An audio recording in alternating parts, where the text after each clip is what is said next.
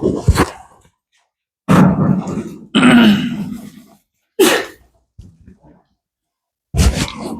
زمر سورة زمر صفحه نمبر 3 ده صفحه نمبر 53 سورة زمر صفحه نمبر 53 أعوذ بالله من الشيطان الرجيم بسم الله الرحمن الرحيم تنزيل الكتاب من الله العزيز الحكيم إنا أنزلنا إليك الكتاب بالحق فاعبد الله مخلصا له الدين صدق الله العظيم. سورة زمر مکیه دا سورة زمر دے او په مکه مکرمه کې نازل شوی دی وهي 75 آیه اور پدې کې 15 آیتونه دي و8 رکوعات او پدې کې 8 رکوعان دي. الله دې د سورې صاد په خپل دربار کې قبول او منظور کړي او الله دې د سورې زمر په خیر او عافیت سره پای تکمیل ته ورسول کړي. د سورې زمر د په مکه مکرمه کې نازل شوی دی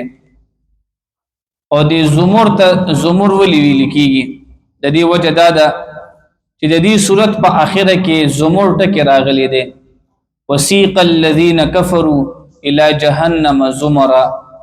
الله فرمای چې زبدا کافرانو جماعتونه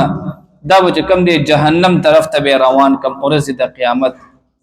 دا زمر خپل معنی ده جماعت گروه نو ورځ د قیامت الله تعالی وجه کم دی د کافرانو مختلف ډلې جهنم ته رواني کی. د يهودو وزانته وي د نصاراو وزانته وي او دغه شان دي پدې کې چې بیا کم ډیر ګناګاران وي دغه وزانته وي. دا چې کم دی الله رب العزت جنت ته هم د مسلمانانو چې کم دی ډلې ډلې بلیږي چې کم خلک زیات منځونه کوي دغه خپل ډلې وي د حجونو والا وزانته ډلې وي د جهاد والا وزانته ډلې وي. نو د زمر خپل معنا او مطلب دی جماعت ګرو. نو په دې صورت په اخره کې د دې زمر ټکی لفظ ذکر دی نو ذکر د دې صورت دی سوره زمر د دې وجه تسمیه شولا. په دې صورت کې وا بنیادی طور سره یو شی بیانېږي هغه ډیر زیات اهم دی. شرک فعل عبادت ببکه بیانېږي.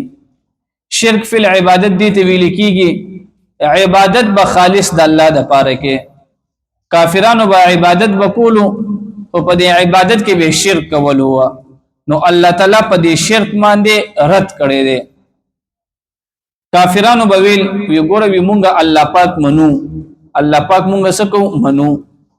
خو دا الله تعالی دا ذات ډیر زیات لوی دی الله تعالی ته مونږه برای راست خپل خبر نشو کولې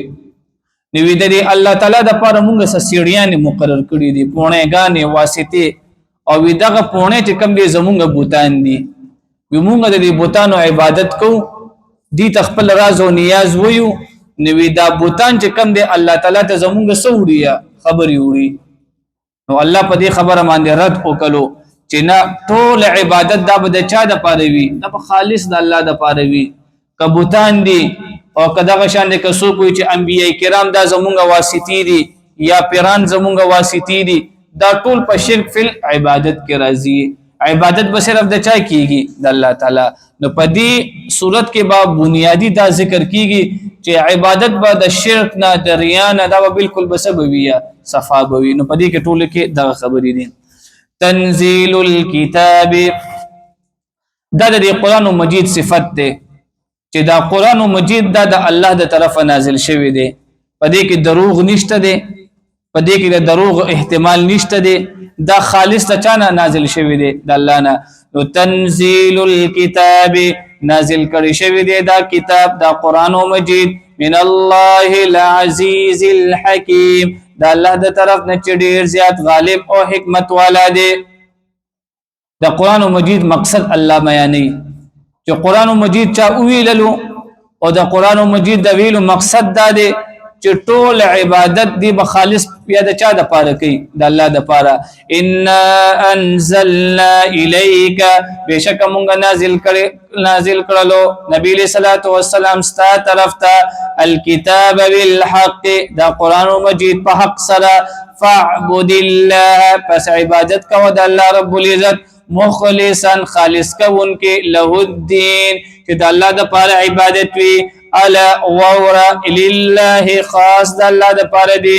الدين الخالص عبادت دی خالص والذين اتخذوا من دونه اولياء وكم تؤني ولو سوى الله نه دوستان ما نعبدهم تنكو مونږه عبادت دی الا مگر دې د پاره ليقربونا الى الله چې مونږ د دې چې نږدې کو مونږه الى الله الله ته زلفا ډیر نږدې ان الله يحكم بينهم بشک الله به فیصله وکړي د دې پمینس کې فيما هم فيه په هغه خبرو کې چې دی با يختلفون اختلاف کولو ان الله لا يهدي بشک الله لره نخای من هو هغه چاته چې کاذب دروغجن دي کفار او ناشکر دي واخر الدعوانا الحمد لله